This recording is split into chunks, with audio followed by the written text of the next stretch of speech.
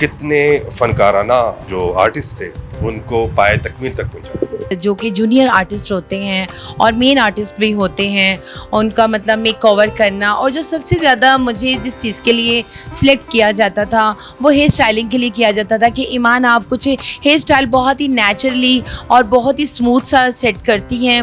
और मेकअप तो आपको पता है कि एक ऐसी चीज़ है कि ये एक आपके माइंड का और आपके हैंड्स की फिनिशिंग का आर्ट है।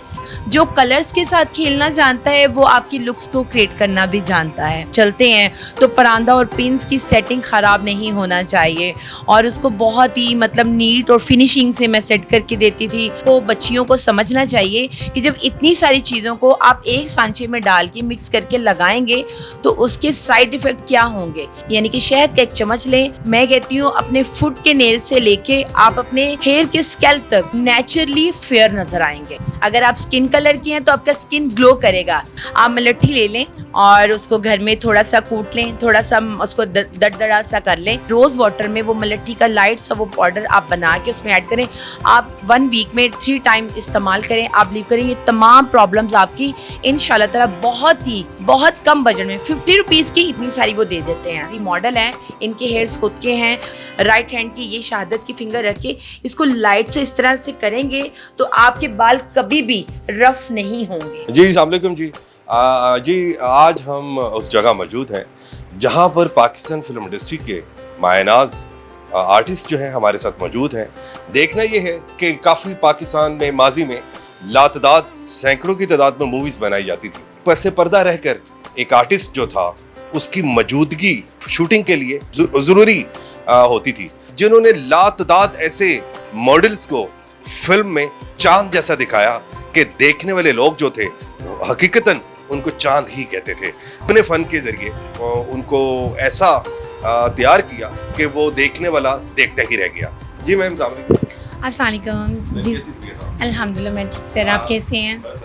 अच्छा मैम काइंडली मुझे ये बताएं कि आपने फिल्म इंडस्ट्री में लातदाद आर्टिस्ट को आर्टिस्ट बनाया, ठीक है, तो जो कि विदाउट मेकअप जो था वो बिल्कुल शूटिंग में जा ही नहीं सकता था, क्योंकि आपकी हाजिरी जो थी दौरान शूटिंग वो ज़रूरी होती थी।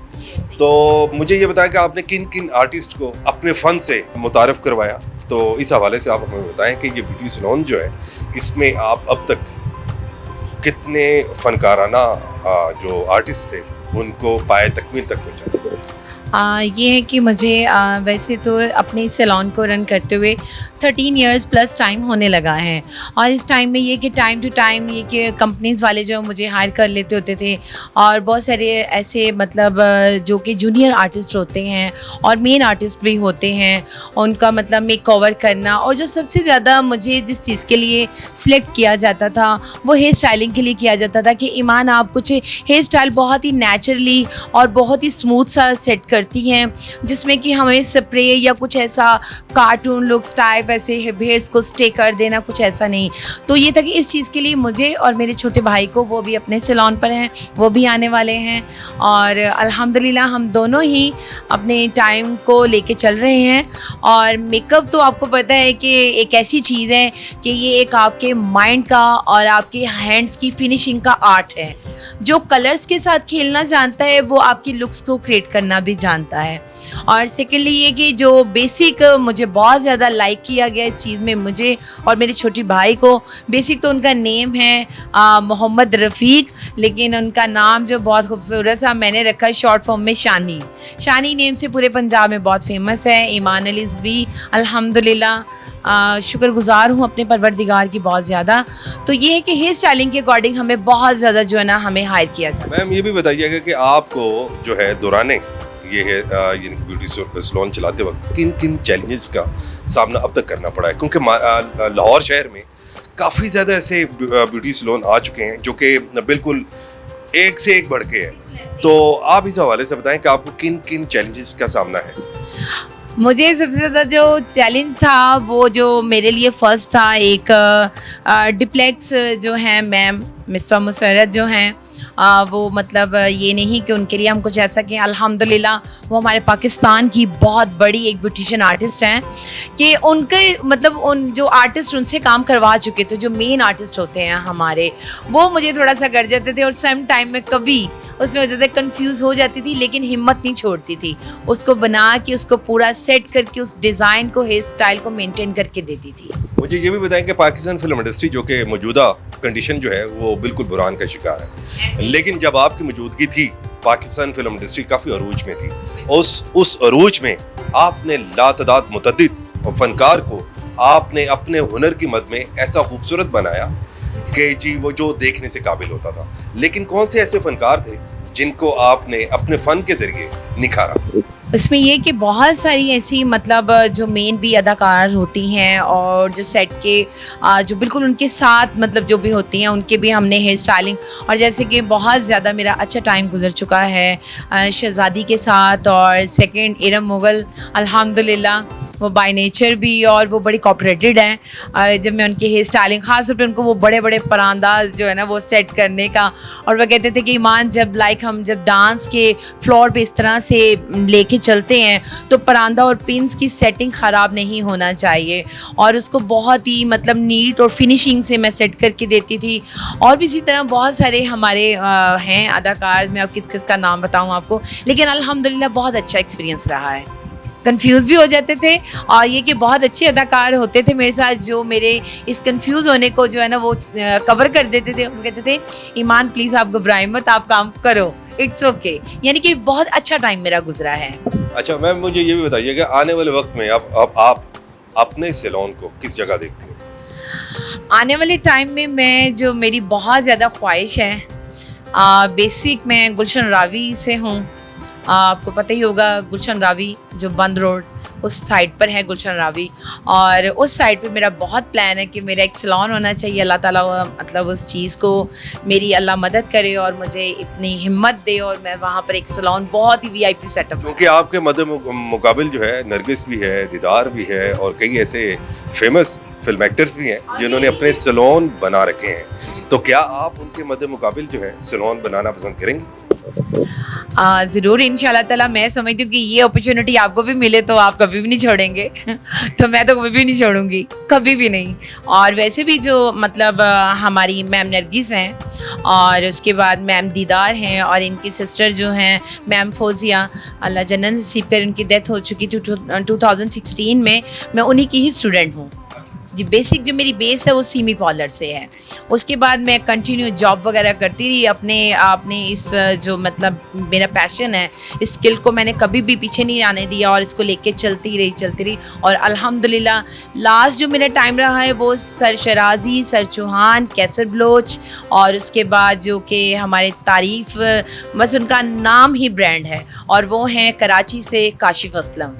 उनके साथ भी मेरा बहुत अच्छा एक्सपीरियंस रहा है।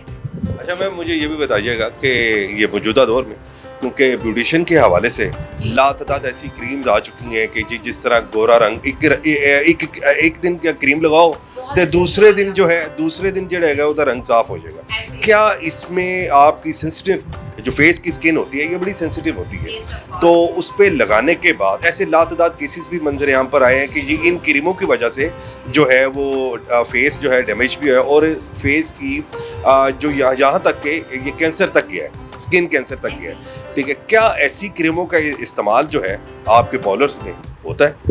नहीं, बिल्कुल भी नहीं। मैं बिल्कुल भी अपने क्लाइंट्स को रिकमेंड नहीं करती, और बिल्कुल भी मैं किसी को भी सजेस्ट नहीं करती, क्योंकि देखिए मेरी बात सुने, हम एक टाइम में एक चीज़ को ही लेके चल सकते हैं। अगर हम ढेरों सारा खाना अपने आगे रख लेंगे और उसको एक ही प्लेट में एक ही डिश आउट करके एक मिक्सचर बना के जब खाएंगे तो आप यहीं से अंदाज़ा लगाएं कि हम इंटरनली क्या हो जाएगा। मेरे ख्याल से 1 आवर के अंदर हम एक हॉस्पिटल चले जाएंगे, वॉमिटिंग पे वॉमिटिंग करते रहेंगे। इसी तरह ही हमारा स्किन भी है। इसी तरह बहनों को, बच्चियों को समझना चाहिए कि जब इतनी सारी चीज़ों को आप एक सांचे में डाल के मिक्स करके लगाएंगे तो उसके साइड इफ़ेक्ट क्या होंगे, बेनिफिट्स तो बिल्कुल नहीं है। मैं तो ये समझती हूँ। मगर आजकल जो है न्यू जो बिल्कुल जवान लड़कियां जो हैं जिनके रंग बिल्कुल मध्यम है, वो अपने रंग को गोरा करने के लिए बड़ी मुख्तलिफ किस्म की बड़ी मुख्तलिफ किस्म की एक्टिविटीज़ का इस्तेमाल करती हैं और लाखों रुपए भी खर्च करती हैं। तो इनके लिए आपका कोई मुस्बत कोई पैगाम हो तो ये ज़रा बताइएगा। ये जो आपकी बात है ना कि बहुत ज़्यादा कॉस्टली और बजट आउट, जो पे कर सकते हैं वो तो कर भी लेते हैं, जो नहीं पे कर सकती गर्ल्स एंड बॉयज़ के लिए। पर्सनली मैं खुद भी, चाहे वो 20 प्लस है, 30 प्लस है, 40 प्लस है, एज तो यही मज़े की होती है, 40 प्लस तो फिर ख़त्म है कहानी। तो उसमें ये है कि मुझे कुछ खांसी और फ्लू और फीवर की वजह से मेरी कुछ वॉइस भी ख़राब है। अच्छा जी, उसमें ये है कि ये हर किसी को आदत बनाना चाहिए कि जब हम और उठते हैं अर्ली मॉर्निंग, हर किसी का टाइम टेबल होता है मतलब 8 AM या 9 AM या 10 AM हद हम उठ जाते हैं। आप उठें, अपने हार मुँह बिल्कुल एक नीम गर्म पानी लें, उसमें अच्छी किसी क्वालिटी का एक हनी यानी कि शहद का एक चम्मच लें और आप बिलीव करें इसको आप अपनी लाइफ का हिस्सा बना लें। ठीक हो गया? तो आप, मैं कहती हूँ अपने फुट के नेल से लेके आप अपने हेयर के स्कैल्प तक नेचुरली फेयर नज़र आएंगे, गोरा चिट्टा नहीं नज़र आएंगे, नेचुरली एक ग्लो करेंगे। अगर आप स्किन कलर की हैं तो आपका स्किन ग्लो करेगा, इसी टोन में ग्लो करेगा, ना ही कि डलनेस की तरफ जाएगा।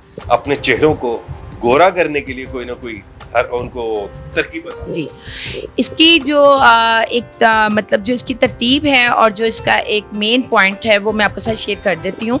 उसमें ये कि आपको पता है पंसार वगैरह से मलट्ठी एक बहुत ही रिजनेबल प्राइस में मिल जाता है। आप मलट्ठी ले लें और उसको घर में थोड़ा सा कूट लें, थोड़ा सा उसको दरदरा सा कर लें। करने के बाद आप उसको, ये है कि आप रोज़ वाटर में लेके आप अपने फेस पे, या आप अगर तो आपके फेस पे फ्रेकल्स भी है, पिगमेंटेशन भी है और जैसे कि स्कार्स हो जाते हैं, इसके टॉपिक पे आप ऐसा करें, राइस जो है उसका आप मतलब जो है आटा ले लें, राइस का आप आटा बना लें। नहीं तो फिर आप ऐसे कर लें कि रोज़ वाटर में वो मलट्ठी का लाइट सा वो पाउडर आप बना के उसमें ऐड करें। आप 1 वीक में 3 टाइम इस्तेमाल करें। आप बिलीव करें ये तमाम प्रॉब्लम्स आपकी इंशाल्लाह ताला बहुत कम बजट में 50 रुपीज़ की इतनी सारी वो दे देते हैं, और मैं कहती हूँ कि आपके 5-6 महीने सुकून से गुजर जाएंगे। जी अच्छा मैम, ये बताइए कि आपके बालों का स्टाइल जो है हमने काफ़ी देखा, जिसमें काफ़ी आप बड़ा एक डिफरेंट एंगल है, ये कि आप बालों में फ्लावर्स बना लेते हैं, बालों में कई ऐसी इन बालों की यानी कि बालों में ऐसे एंगल आप क्रिएट करते हैं जो कि कोई भी बना नहीं सकता। ठीक है, मगर आपने ये फ़न कहाँ से सीखा, कैसे सीखा, और इसके ये ज़रा हमारे नाज़रीन को बताएं। ये शौक तो बेसिक, जब आपको पता है कि 2019 और 20 में तो बहुत टफ कोरोना आया था, बहुत टफ। और 2020 में जब कोरोना आया था तो घर बैठ गए थे, बिजनेस वगैरह कुछ भी नहीं था, बस अल्लाह ही तवक्कल था जो हम खा पी रहे थे अल्हम्दुलिल्लाह। लेकिन उसमें एक बड़ी मज़े की बात थी, नेट नहीं बंद हुआ कोरोना नेट को नहीं हुआ, शुक्र है। तो तब ये घर बैठे हुए कि वो बोर हो जाते थे, और उसमें ये था कि फिर मैंने ये वर्क देखना शुरू कर दिया इंस्टाग्राम से, और मेरे अंदर और मेरे छोटे भाई के अंदर ये शौक़ पैदा हो गया कि ये हैं तो रियल ही हेयर्स। वो उनकी वीडियोस देख देख के हमारे अंदर ये शौक़ पैदा हुआ। फिर हमने 1 साल हमने इस पे बहुत मेहनत की, वो जो फारिग टाइम था, और 2001 में ये हम अपना वर्क सोशलाइज लेके आना शुरू हो गए, और अब तो अल्हम्दुलिल्लाह बहुत अच्छा है। और इसमें कोई भी हेयर एक्सटेंशन हम यूज़ नहीं करते। ये आप देख सकते हैं हेयर्स कि ये मेरी मॉडल हैं, इनके हेयर्स खुद के हैं, और इसमें एक बहुत ही अच्छी टेल बनाई जाएगी कि आप खुद कहेंगे फ्लावर्स भी होंगे, बहुत डिफरेंट किस्म की इसमें अलग अलग किस्म की टेक्निक्स होंगी। आप दिखाएंगे कैसे आप अपने हाथों का जो है जलवा जो है। जी बिल्कुल, मैं उसमें ये बताऊंगी कि आपको ये कि फर्स्ट जो फ्रंट होता है उसको क्रिएट करने के बाद हम सेंटर पार्ट जो होता है ना, सेंटर पार्ट इसको निकाल लेते हैं, क्योंकि हाइट होना मस्ट होता है। बेसिक जो मैं वर्क सीखती थी उसमें हाइट नहीं होता, लेकिन ये कि हम पाकिस्तान से हैं, मुस्लिम हैं, दुपट्टा सेट करना होता है तो हाइट हमें क्रिएट करना पड़ता है। ठीक है, इसलिए इस पोर्शन को मैं हाइट के लिए निकाल लेती होती हूँ। इसमें हमने क्या होता है, जो हमारे हेयर्स होते हैं, बहुत सारी ब्यूटिशियंस कहती हैं कि कह देती हैं कि ईमान इससे तो बाल रफ होते हैं, ऐसी बात नहीं है। अगर आप इसी लेयर को, मतलब मैं साइड्स मैंने वो रेडी किया हुआ है, अगर आप इस लेयर को लेके बगैर किसी स्प्रे के या किसी चीज़ के लगाए, आप इसको जस्ट लाइट इस तरह से, आपने ये कॉम का अपनी ये वाली राइट हैंड की ये शहादत की फिंगर रख के इसको लाइट से इस तरह से करेंगे तो आपके बाल कभी भी रफ नहीं होंगे। ठीक हो गया, और ये हमारी एक बेस बन जाती है। ये देखें अब इसके अंदर आ गया ये बेस, रिंकल जो है वो पड़ेगी इसमें, मतलब ये स्टफ करने से, लाइट सा स्मूथ सा स्टफ करने से ये हमारी बेस बन जाती है। जैसे एक घर बनाने के लिए वो कहते हैं ना 4 साइड पंजाबी में उसके सपोर्ट के लिए नी बनाना ये हेयर स्टाइल को क्रिएट करने के लिए एक मैं बुनियाद बनाती हूँ। अभी आप जो है वो क्या बना रही हैं इसे? मैं इनका फ्लावर्स वाला हेयर स्टाइल बनाने लगी हूँ जी, तो वो आपके साथ शेयर करेंगे इंशाल्लाह ताला। मैम ने ऐसा हमें हमारे नाजरीन को एक देसी टोटका दे दिया है जिसको इस्तेमाल करने से जो है घर में बैठा जो है वो रंग गोरा हो जाएगा। आपको अब लाखों रुपए खर्च करने की जरूरत नहीं है, 50 रुपए में अपना रंग गोरा करें। इसके साथ ही आप अपने मेजबान हैदराना को इजाजत दें। अल्लाह ने के बाद।